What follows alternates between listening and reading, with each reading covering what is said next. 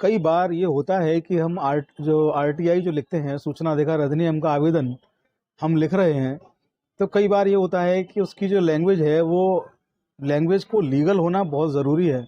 हालांकि इसका कोई प्रारूप अभी तक नहीं था, लेकिन यूपी आरटीआई रूल्स 2015 में इसका प्रारूप भी जारी हो चुका है उत्तर प्रदेश के लिए।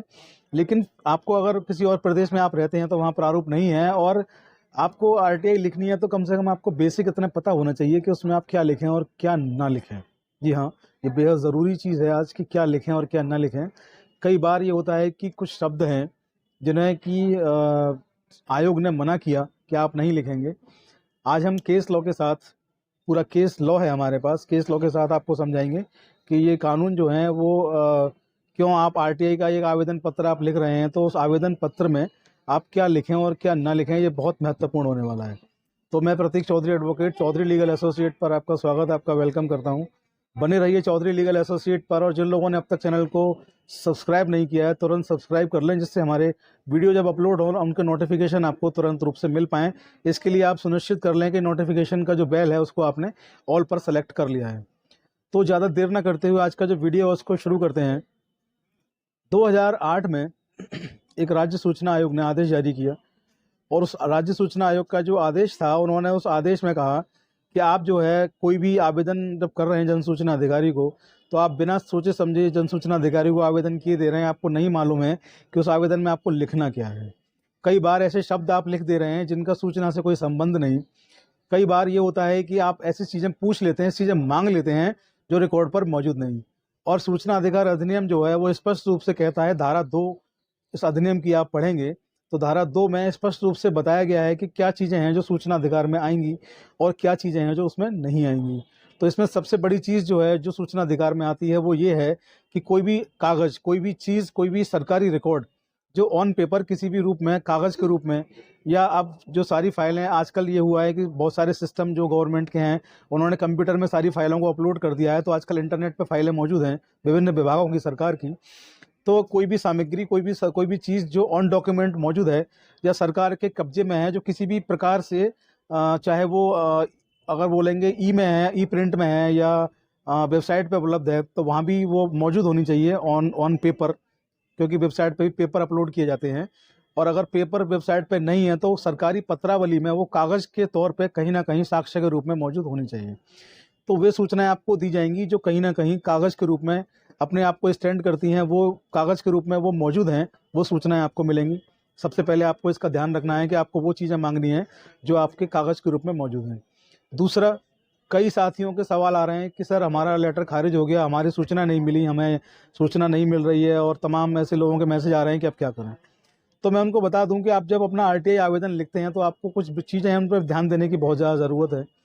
आप किसी योजना के बारे में पूछ रहे हैं, आपकी सड़क बनने को जा रही है, आप किसी योजना, सड़क को ही ले लीजिए, आपकी सड़क है या आपका राशन कार्ड है, आपका पासपोर्ट है, आपने अप्लाई किया है और आपका पासपोर्ट या राशन कार्ड जो है वो बनने की प्रक्रिया में चल रहा है, तो आप उसमें आरटीआई देते हैं। तो आप कई बार लिख देते हैं कि जैसे आपने आवेदन लिखा, तो साधारण व्यक्ति को हिंदुस्तान में नहीं मालूम कि कानून क्या है, तो उनको इतना मालूम है कि आरटीआई जो है वो 10 रुपये का एक पोस्ट ऑर्डर लगता है, उसको लेके लिख दीजिए।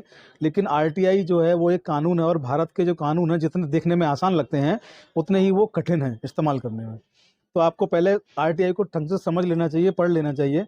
तो आप जो सवाल लिखते हैं, कई बार हमारे साथी क्या सवाल लिख देते हैं कि मेरा पासपोर्ट जो है मैंने फलानी तारीख को अप्लाई किया था, वो नहीं बन पा रहा है, वो क्यों नहीं बन पा रहा है, या वो कब तक बनेगा। तो मैं आपको बता दूं कि प्रश्न का उत्तर देने के लिए कोई भी राज्य सूचना आयोग, कोई भी विभाग आपके लिए उत्तरदायी नहीं है। अगर आप उनसे प्रश्न पूछेंगे तो आपके जो लेटर हैं वो अगर मैं हिंदी में बोलूँगा तो बट्टे खाते में जाएंगे, फाड़ दिए जाएंगे, नष्ट हो जाएंगे, रद्दी हैं आपके पेपर अगर आप सही नहीं लिखते हैं तो। इसके लिए सबसे बेहतर, सबसे ज़रूरी है कि आप समझ लें कि आपको क्या लिखना है और क्या नहीं लिखना है। तो ऐसा ही मैं आपको एक केस बता दूं, एक केस जो है 2009 का सेल्सा पिंटो बनाम गोवा राज्य सूचना आयोग का केस है। आप इस केस का नाम नोट कर सकते हैं, इसकी साइटेशन है ये, सेल्सा पिंटो बनाम गोवा राज्य सूचना आयोग सन 2009 में। जो सेल्सा जो थी, उन्होंने एक अपने जो डिपार्टमेंट जिससे सूचना इनको चाहिए थी वहाँ इन्होंने पत्र लिखा, और उस पत्र में इन्होंने लिखा कि मुझे सूचना क्यों नहीं दी गई। सूचना मांगी तो उसमें इन्होंने क्यों क्यों शब्द का इस्तेमाल किया। अपील की तो अपील में लिखा कि सूचना क्यों नहीं दी गई। कमीशन में जब इन्होंने अपील की तो वहाँ भी लिखा कि मुझे सूचना क्यों नहीं दी गई, इनसे पूछा जाए। जब राज्य सूचना आयोग ने इस मामले को सुना तो सन 2009 में सेल्सा पिंटो बनाम गोवा राज्य के इस मामले में राज्य सूचना आयोग गोवा ने एक आदेश जारी किया, जो बाद में केंद्रीय सूचना आयोग ने अधिसूचना भी जारी की इस पर कि आप किसी भी जन सूचना अधिकारी को जब पत्र लिखेंगे तो उससे आप क्यों नहीं पूछेंगे। जो सूचनाएं रिकॉर्ड पे मौजूद होंगी वही सूचनाएं आपको दी जाएंगी।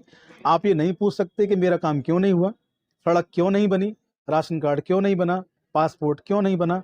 क्यों का सवाल का जवाब किसी के पास नहीं। क्यों जो है वो एक प्रक्रिया है। आपका राशन कार्ड है, पासपोर्ट है या कोई भी डॉक्यूमेंट है, अगर वो बनने गया है या कोई भी सड़क आपकी बन रही है तो वो एक प्रक्रिया है। और प्रक्रिया का सवाल, जो प्रक्रिया के बारे में पूछेंगे तो वो सवाल जवाब हो गया। सवाल जवाब जो डिपार्टमेंट जिससे आपका काम है उससे सीधे जाकर के मौखिक रूप से आप पूछ सकते हैं, लिखित में पूछ सकते हैं। आरटीआई में क्यों का कोई प्रावधान नहीं, किसी भी सेक्शन में ये नहीं कहा गया कि आप क्यों पूछ सकते हैं। तो क्यों, कब, कैसे, इन शब्दों का इस्तेमाल ना करें। अगर इन शब्दों का इस्तेमाल आप अपने पत्र में करते हैं, आपका पत्र 100% खारिज ही होगा, उस पर जवाब नहीं मिलेगा। तो ऐसे पत्रों में जिनमें आप क्यों, कब, कैसे इस्तेमाल कर रहे हैं, आपके पत्र पर सूचनाएं नहीं मिल रही हैं, तो आप जाग जाइए, अपनी नींद को तोड़िए और आप संतुष्ट हैं इन जवाबों से कि सूचनाएं नहीं मिल रही हैं तो आपकी मर्जी, मेरा कुछ बिगड़ने वाला नहीं। नुकसान होगा आपका होगा, मेरा काम है आपकी जो नींद है उसको खोलना, आपको जगाना। तो मैं अपना काम कर रहा हूं। तो आगे से कोई भी आप पत्र लिखें तो क्या, क्यों, कैसे, उनमें सवाल आप ना जोड़ें। जन सूचना अधिकारी से रिकॉर्ड मांगें, पेपर मांगें, सर्टिफाइड कॉपी मांगें, उनसे प्रश्न उत्तर ना करें, क्वेश्चन आंसर उनके साथ में ना करें। तो याद रखें आपको क्यों नहीं लिखना है, क्योंकि राज्य सूचना आयोग ने स्पष्ट 2009 में कह दिया है इस केस में कि क्यों आप लिखेंगे तो आपका पत्र खारिज ही होगा। तो आज के वीडियो में इतना ही। बने रहिए चौधरी लीगल एसोसिएट्स पर। जय हिंद, जय भारत, नमस्कार।